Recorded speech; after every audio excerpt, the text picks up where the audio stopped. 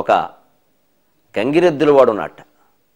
గంగిరెద్దును తీసుకుని పెడుతున్నట్ట. సంక్రాంతి రోజుల్లో వస్తారు కదండి, డూడు బసమని ఇంటింటికి వస్తారు. వాళ్ళ గొప్పతనం కూడా మీరు గమనించండి. మీరు ఒట్టినే పట్టుపని చేస్తే పుచ్చుకోడు, మీరు ఒట్టిన చీర ఇచ్చి దాని మీద కప్పమంటే కప్పడం.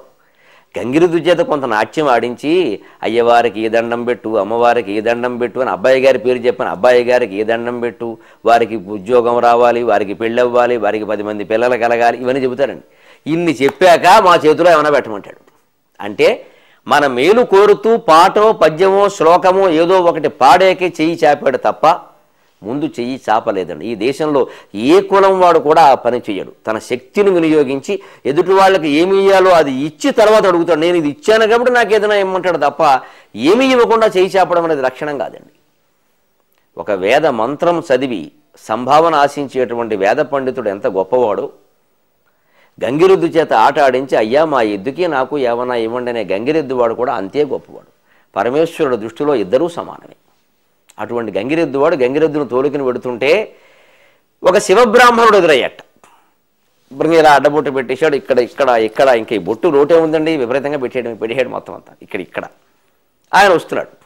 ఎద్దు కదా, దానికి ఏం తెలుసు, ఈయన బ్రాహ్మణుడో శివభక్తుడో ఇవన్నీ దానికి తెలుసా? ఈ నామాలన్నీ దానికి భయంకరంగా కనబడ్డాయి. ఇలా మొత్తం ఒంటి నిండా ఏదో పెండికట్టులో పెట్టేస్తే అది కొంచెం భయపడింది.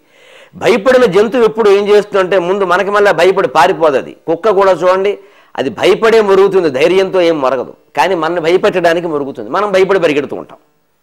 కాస్త నిలబడితే అది పోతుంది. అందుకే ఇదేం చేసినట్టు ఎద్దు ఒకసారి కొమ్మిలా విసిరింది. ఇంచుమించి ఆయనకి వెళ్ళి పొట్టలో తగులుకున్నంత పని అయింది. ఆయన ఏదో పక్కకు పరిగెట్టాడు కానీ తప్పుకున్నాడు కానీ అంత పని అయింది. కోపం వచ్చింది. ఏమయ్యా చూసుకోవద్దా, మేము ఇక్కడ వేదం చదువుకున్న వాళ్ళం, ఇన్ని పెండికెట్లు పెట్టుకుని శివాలయానికి వెళ్ళి పవిత్రంగా వస్తున్నాను, నేను శివుడిని పూజించి వస్తున్నాను, బోడు ఎద్దు ఒకటి వేసుకొచ్చావు ఇక్కడ. ఇంతకీ ఈ ఎద్దు శివుడు వాహనం, వాడు ఆ విషయం మర్చిపోతున్నాడు. ఈ గంగిరెద్దు వేసుకుని గంగిరెద్దు పొడి చేసి నువ్వు చూసుకోవద్దా అంటే వెంటనే ఈ గంగిరెద్దు వాడు అన్నట్టు ఏమండి ఏదో ఎద్దు అండి, తెలియక ఏదో చేసింది, దానికి బద్ది ఇంత తిడతారేమిటండి అని ఒళ్ళుమండి. మా ఎద్దు ఏం తక్కువ అన్నట్టు. అవును, ఎద్దు తక్కువ కాకపోతే మా శివుడికి వాహనం ఎద్దు, నేను శివభక్తుడిని, నన్ను గౌరవించాల్సింది పోయి ఎద్దు పొడుస్తుందా అన్నట్ట. ఆ మాటకి గంగిరెద్దు వాడికి పౌరుషం వచ్చి ఇగో నువ్వు కాదు, అసలు ఆ మాటకు వస్తే మీ శివుడి కంటే కూడా మా ఎద్దే ఎక్కువ అన్నాడు. అదేమిట్రా, శివుడి కంటే ఎద్దు ఎక్కువ? అవును ఎక్కువే, అన్ని విధాలు చూసుకో. ఆతడంబకు మొగుండు ఈతడమ్మకు మొగుండు ఎలమిన అతని కంటే ఇతడు ఘనుడు. విచిత్రమైన అర్థం ఉంది ఈ పద్యానికి, చాటువుల్లో ఉంటుంది, ఎంత సరదాగా ఉంటుందో. ఆతడంబకు మొగుండు ఈతడమ్మకు మొగుండు ఎలమిన అతని కంటే నితడు ఘనుడు అతడు శూలముద్రిప్పు ఇతడు వాలముద్రిప్పు ఎలమిన అతని కంటే నితడు ఘనుడు అతడు ఆతడమున వేయు ఇతడు కొమున దూయు ఎలమిన అతని కంటే నితడు ఘనుడు అతడు దిగంబరుండు ఇతడు పీతాంబరుండు ఎలమిన అతని కంటే నితడు ఘనుడు శూలియతడు కాపుల కూలియతడు శూలియతడు కాపుల కూలియతడు దేవుడతడు కుడితంత దేవునితడు శూలియతడు కాపుల కూలియతడు దేవుడతడు కుడితంత దేవునితడు ఈశ్వరుడు లేకయున్నను ఎద్దు కదలు ఎద్దు లేకున్న కదలలేడి ఈశ్వరుండు. ఎంత గమ్మత్తైన చాటుపద్యం ఉందో చూడండి.